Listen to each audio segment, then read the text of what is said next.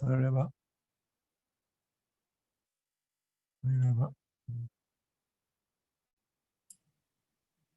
Hello, hi, welcome. Okay, we're going to get started in a minute. I'll share the screen in a moment. See a couple of people are just logging in. Hi, Jeff. Good afternoon, John. Hello, Rabbi. How are you? Okay, good. Thank God. Good to see you. Good. You Hi, too? Rabbi. Morning. Hi, Jackie. Welcome. Good afternoon. Hi.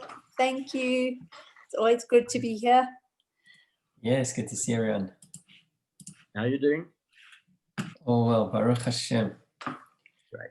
Okay, it is 1 o'clock, so I'd like to get started on time, and then as we've done each week, it's a relatively short chapter, so should have a couple of moments at the end if anybody wants to share questions or comments and so on.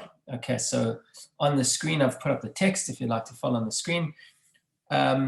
This was the first section of halakha in the second of the 14 books of the Rambam, as you will be familiar with. The book broadly is called the Book of Love and speaks about, as the Rambam says that in the introduction, those constant mitzvahs that really nurture the relationship and sense of love that we have with Hashem. Primary to that is the recitation of the Shema, and obviously the message that the Shema contains within it. We've dealt with the practicalities of the mitzvah and its blessings. We've dealt with the right type of environment that a person should be in. And today we're going to speak about either individuals or circumstances that would be exempt from having to say the Shema. A theme that we've have learned before is that positive time-bound mitzvot, women are exempt from fulfilling those mitzvot, as well as slaves for very different reasons. A woman primarily because her major and the central role is with family, and therefore her time is often not her own. And slaves, and here we talk about the Canaanite slaves, a non-Jewish slave owned by a Jew who would go through some level of a process of conversion to Judaism. So they are required to do certain mitzvahs, but time-bound positive mitzvot, which are, again, require one to really be in charge of their own time. The slave also is not master of his time and therefore is exempt from those mitzvot. So we begin the laws of the exemptions of those who are exempt from saying the Shema with these individuals. Noshim va'avodim, as the Rama writes, women, as well as those Canaanite slaves, V'ketanim and children, P'turim mikriyat Shema, are exempt from the obligation to recite the Shema. As the Rama will say soon, those who say the Shema, that certainly is praiseworthy. And as we know, generally, if the time is available, then a woman would say it. Particularly, I should say, with the Shema, because there's such a foundational concept of accepting what we call Kabbalat Ol Malchut Shamayim, accepting upon ourselves the yoke of heaven, expressing our faith. It's a mitzvah that women generally are accustomed to saying regularly, but they should know that they're exempt if other responsibilities kind of take over. So he begins,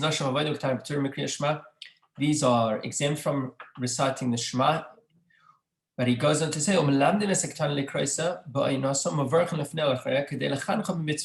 we should teach children, to recite the Shema at its proper time, as we've discussed the times, with the blessings before and after them, in order that we educate them in this regard. Similar to the way in which we educate children in all mitzvot, although they are not yet obligated in their performance. Here the Rambam is introducing a unique kind of set of circumstances. He said if someone is feeling preoccupied or anxious with regard to a particular religious duty, a mitzvah, then they would be exempt from other mitzvot, including Kriyat Shema. Here we're not talking about when you're actually involved in doing a mitzvah. We'll give examples of when you're actually involved in doing a mitzvah. And because we have this rule, ha'esek b'mitzvah, because you're involved in a mitzvah, patur min a mitzvah, then you are exempt from doing another mitzvah. Here we're talking about you're not actually in the performance of the mitzvah, but your state of mind is completely consumed with the concern, with the anxiety about the performance of the mitzvah. In such a state, and we'll see what the examples are, one would also be exempt from reciting the Shema. So the example that the Rambam brings over here is therefore chatan shenasa b'sula, a bridegroom who marries a virgin, potter mikriyas Shema, he is exempt from reciting the Shema ad sheyavo aleh, until he's consummated the marriage. Why? He said because his mind is not at rest.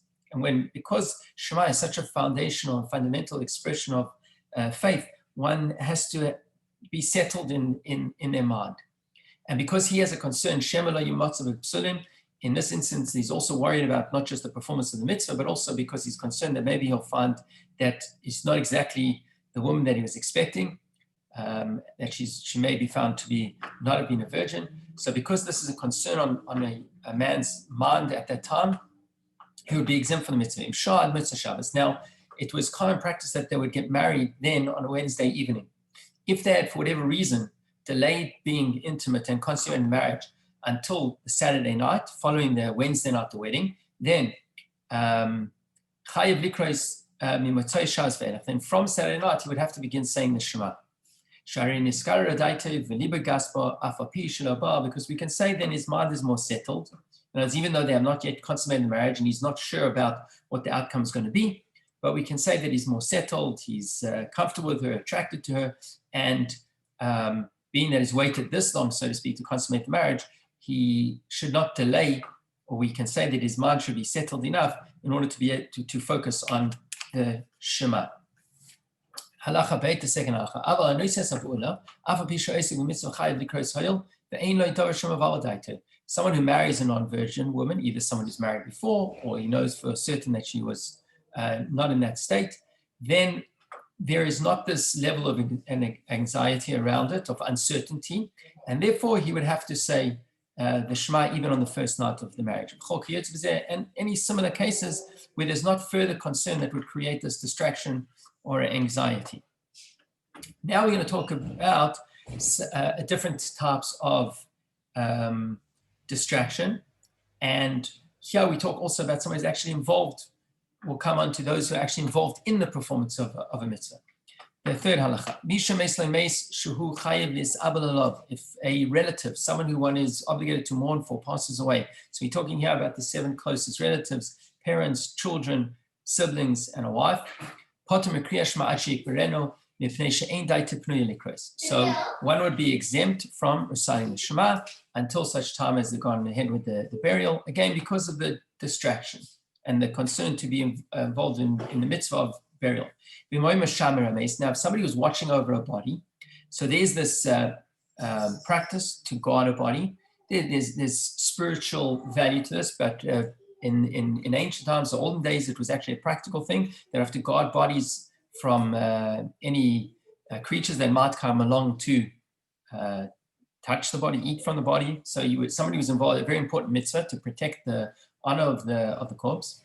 So if someone was involved in that, but it wasn't a relative, also then potem kriyas shema, one would be exempt from kriyas shema. Now here it's not so much the concern about being preoccupied with the mitzvah or being distracted or anxious. Here it also relates to the fact that, and we touched on this in the previous chapter as well, that one does not perform mitzvot in the presence of a deceased, because it's almost like what the rabbis compare it to, almost like making fun of the deceased, because here this person just passed on, they can no longer perform mitzvot, and now you're doing a mitzvah in their presence.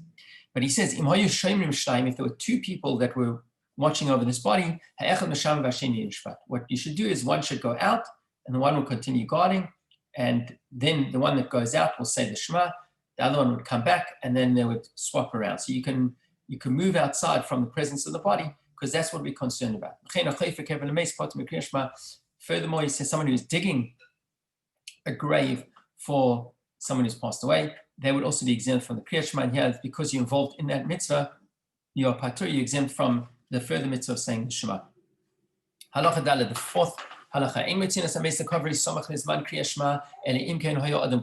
Here we're talking about the funeral procession. You should not begin the funeral procession, if it's in the morning, close to the time of Kriyat Shema. By the way, this is particularly the morning time. In the evening, it would be different, because as we learned in last chapter, the time for Shema is really, you got a much more extended period.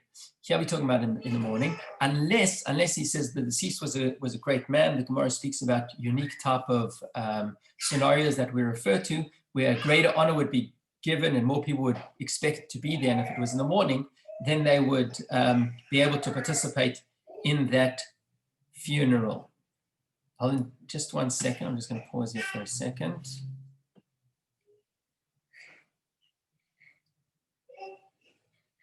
Okay, you guys are going to have to go out. Okay, sorry about that. The Kinderlach are at home and they. Okay. You want to come say hi to everyone? Come say hi to everyone, and then you have to go out. So, those who don't mind taking a little break to say hello to Rivka Dina. Okay, Rivka Dina, you have to go because that hasn't finished this year. Okay. Okay, sorry about that. So coming back to that, so if it's going to be added on and more people expected to be there in the morning, then you don't have to make this equation of not starting it at the time of the Shema. Now, what happens if you started the funeral procession? What happens if you began the procession before it was time to say the Shema? Now you're already accompanying the deceased and the time for Shema arrives. So he says like this: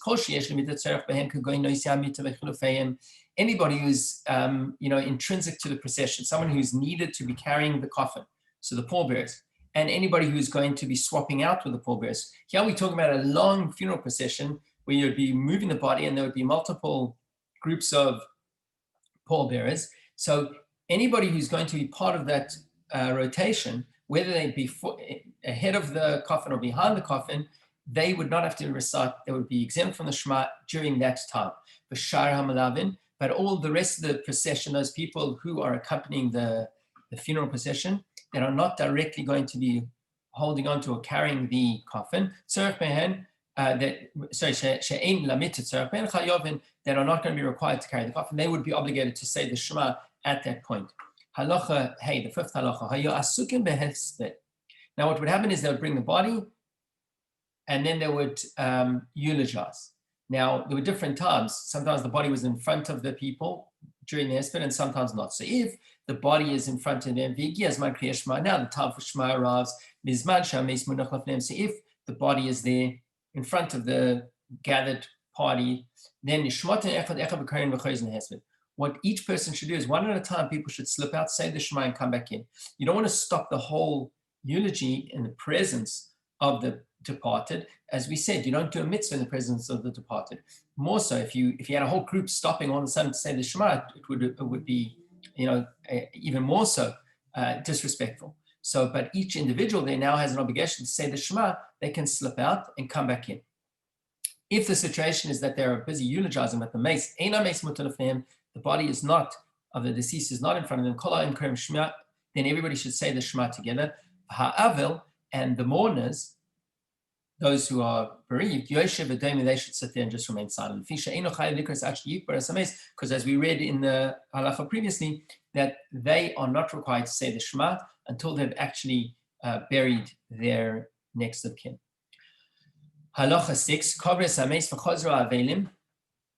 now what happens, right? You've now buried, and now it's time to turn our attention to the mourners to extend condolences. So now, because of Avelim, and there was different ways that was done. Either the Avelim would stand and people would kind of come past them, or like more common, what we do, and is one of the other options where we create these shurot rows through which the Avelim, the mourners, will walk through, and we extend condolences like that. So he says, now you've moved away from the grave, and the mourners are now coming to receive their condolences. So now you're in the process of creating those lines in order to extend condolences. If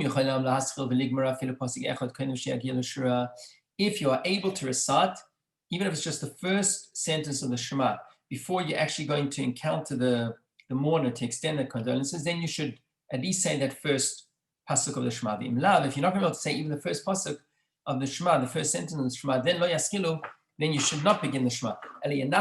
First take care of the mitzvah of consoling the mourner. And once you've consoled, now you can then go and say the Shema. Now, what if those people are standing in these lines? So there's lines either side that the mourner is going to come through. Now, what would happen is that you would have the inner line who would actually encounter the mourners, and then there would be rows and rows of people going beyond that.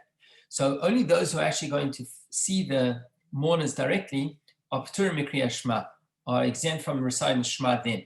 But the ones that are on outer rows, because they're not actually going to encounter and see the mourner directly, they should just stay where they are, because their presence obviously adds strength, honor, and so on. But they're not going to directly being sharing the words of consolation, so they should say the Shema exactly where they're standing. Halacha 7, Zayin. Kol mishu pater milikras Kriyat Shema.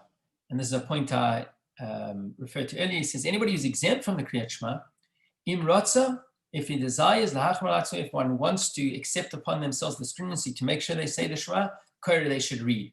Obviously, like there's the exception of if you're in the presence of the mace, of somebody who's deceased. Because like we said, you don't do a mitzvah in the presence of the mace. There would be exceptions. But if there's no other reason other than the fact that you're not obligated now, but you choose to take on the mitzvah, then certainly you may do so. But you've got to make sure that actually you're not distracted. However, if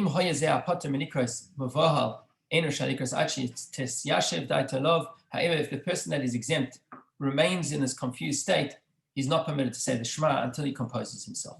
In other words, let's go back to somebody who's in mourning, or someone's just passed away, they have not yet buried. If that person can compose themselves, they're not in the presence of the dead, and they can focus their attention and say the Shema, so although they're exempt, they can say the Shema. But if they can't compose themselves, even they want to do the mitzvah, despite the fact that they're not obligated, then they should not do so. By the way, a point to mention over here, we talk about a person being distracted and anxious, concerned. It's specifically when the anxiety and the concern is around the performance of a mitzvah. If one's distraction and concern and anxiety is around other things, I think the Gemara speaks about even if somebody's he's losing a lot of financially, still you would be obligated to say the Shema. So then you really got to pull yourself together and focus your attention to say the Shema, at least to have kavanah, as we've learned previously, for the first sentence of the Shema. So all these examples where we talk about a person being distracted or anxious, it's specifically around the performance of a mitzvah, like we said, the chatan, the bridegroom, before he's consummated his marriage and he's still unsure about let's call it the status of his new wife, or somebody who's obligated to take care of honoring a deceased by burying them. That concern and anxiety would alleviate or take away the obligation of the Shema. The final halacha, and here the Rambam touches on something that will be relevant not only to Shema, but also to Torah study and to davening, and will be revisited in the context of those halachot. But as a rule, he says, all those who are ritually impure are obligated to read the Shema and recite the blessings before and after, even in the impure state. Now, the laws of purity and impurity are complex, and for the most part, they're not so relevant to us today. It was much more relevant when people had to go to the temple and so on. And there were numerous different things that might extend this ritual impurity onto somebody. Excuse me. And as a rule, although a person might be in a state of this ritual impurity, you go ahead and you do mitzvot. So even though in the last chapter we spoke about, physical dirt, impurity, and so on that would exempt one from the Shema, or you'd have to move away from certain places and you have to maintain a certain level of hygiene and cleanliness in order to say the Shema and so on.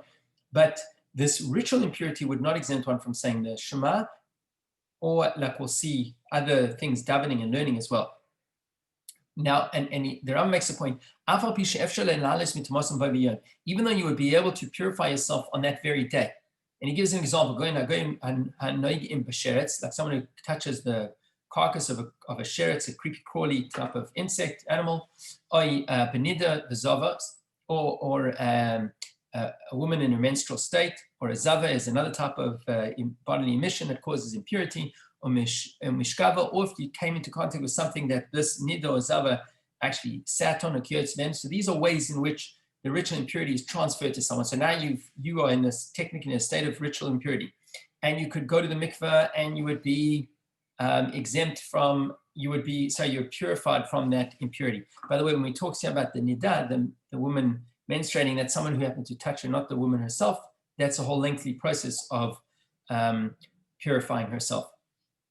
But the point is that just because one is in a state of ritual impurity, one is not exempt, one is still required to say the Shema, even though you would be able to purify yourself on the day. However, there was we had Ezra who led the first exile return to the land of Israel between the first and second temple, and began the process of building the second temple. Ezra and his base in Tiknu, they made a decree: one should not study Torah so long as one is in a state of Baal Keri. There was one area of Tumah, one area of ritual impurity that Ezra said would be problematic for one to continue in that state to study Torah or say the Shema or daven and so on, and that is a Baal Keri. Baal Keri is a male who had a seminal emission. So he says this was a separate status, different to all other Tumah, ritual impurity, unless that person had gone to the mikveh.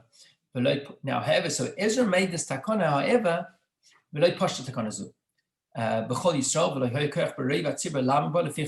however, what happened was this particular decree did not really take hold. Most people weren't able to maintain it, and therefore the decree was nullified. Here, by the way, you have a very interesting rule. He says here that a decree that that the majority of a congregation or community is unable to uphold becomes negated. So the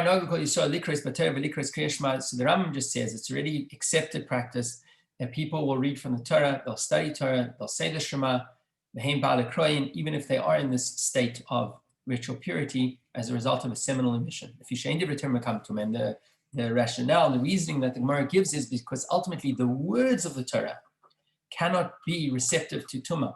In other words, although the person is in a state of Tumah, it's not a type of impurity that will extend to the words that they are saying. But those words, the words of Torah, and in this case, the words that we are saying of the Shema, which are Torah words, always remain ritually pure. As the prophet says, my words are like fire, and ma'esh eino makabelas tuma, af divrei Torah makabel tuma. So the Gemara and the Rambam quotes, we learn from that just as fire is not susceptible to ritual impurity, similarly the words of Torah are not susceptible to ritual impurity, and therefore it's perfectly okay to say the Shema, and we'll learn about davening and Torah study as well in that state of ritual purity. Even though Ezra's Kana, his decree, did not stand, and as we said, because most people weren't able to maintain it, there certainly is, it's an ideal that many people try to live up to. You'll know there's a minhag amongst many people, I don't know about many, but in certain communities that even men would go to the mikveh quite regularly, even daily. And one of the things is certainly to alleviate that not so uncommon impurity of a seminal discharge. So with that, I will stop the stream and the recording, but happy to sit for a couple of minutes